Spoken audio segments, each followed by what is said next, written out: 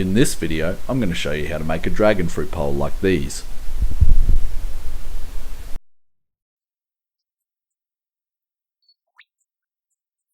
Now, before we get too far into it, I will point out, in this video I'm only talking about making the actual pole. So there will be a concrete support structure that sits on the top of the pole that allows the dragon fruit to hang out from the top of the post and hang back down like you see when you see dragon fruit farms, and that aids in fruiting and enables you to have quite a large vine in a small space. So that's still to come, but in this video we're going to talk about making the poles. Now here I have 4 poles set up for 4 different varieties of dragon fruit. I already have a 5th hole half dug for the 5th and final pole I'm going to plant or grow dragon fruit on. So here we have Colombian Supreme. The next one I'm going to add is yellow dragon fruit, the different species known as Megalanthus. Then we have Aztec Gem, Trish, and Condor. Let's go and make this 5th and final post. The molds I'm using are 150mm stormwater pipe or diameter stormwater pipe with a 150mm cap on the bottom, taped on, and then tape up the sides. To hold the concrete in, which is obviously quite heavy when you hold it vertically like this, I use pipe clamps, basically larger hose clamps, and you will need more than you think because the concrete's vertical. Place a single 12mm bar of Rio, the full length of the pipe, to reinforce the concrete. The concrete mix itself, I use a 4:1 mix, so 4 parts finer aggregate to 1 part cement. This has more cement than your typical concrete mix, but it's stronger. As you are filling the pipe, make sure you vibrate it or bang it with a stick or block of wood to get out those air gaps that might form. 3 days later and the poles are now ready to move.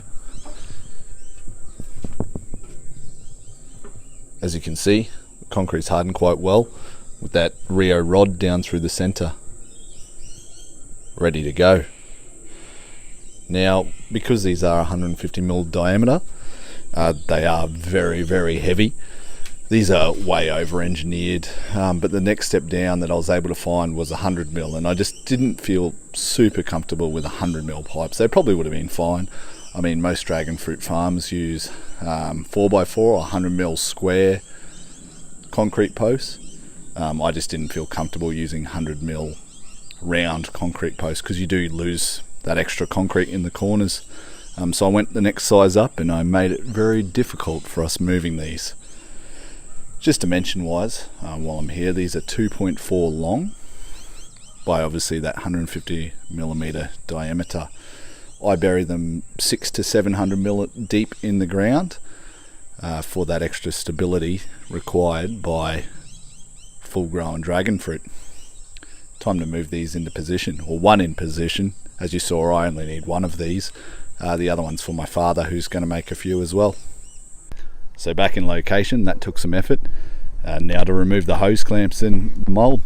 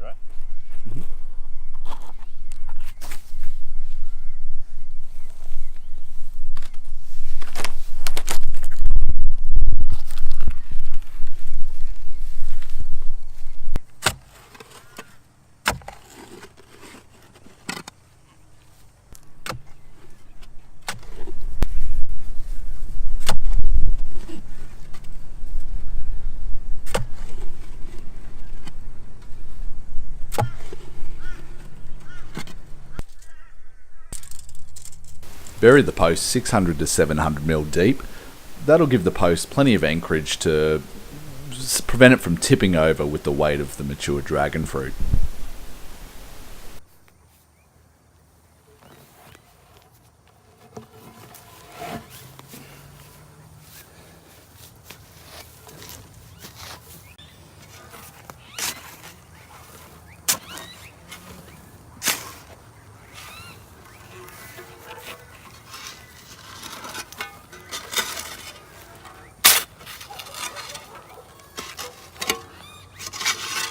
Use a level to ensure the post is nice and straight. You need your post to stand perfectly vertically if you want it to be able to hold as much weight as possible. Check it's vertical or level in both directions.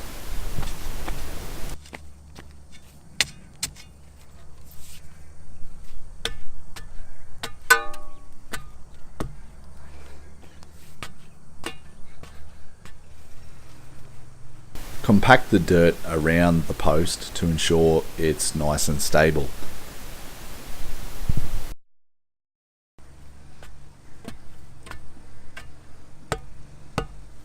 Make sure to recheck your level. Perfect. So that was a little look at how I constructed my 5 dragon fruit posts. I mean, are they perfect? No. Are they over-engineered? A little. But nowhere near as much as you might think. Dragon fruit come to be heavy plants at maturity, and you need really strong posts to support them. In the next video, I'll show you how I'm going to construct the tops of the posts that will allow the plants to hang back over. Now, if you're not after massive yields, you don't actually need the cement tops. You could just let them climb the posts and then keep them pruned so they don't weigh themselves down too heavily and break away from the post. Because I want heavy yields, I want to be able to have a lot of vine up top. I am going to need those supports. Thanks for watching, and check back in to see how I make those tops. Have a good one.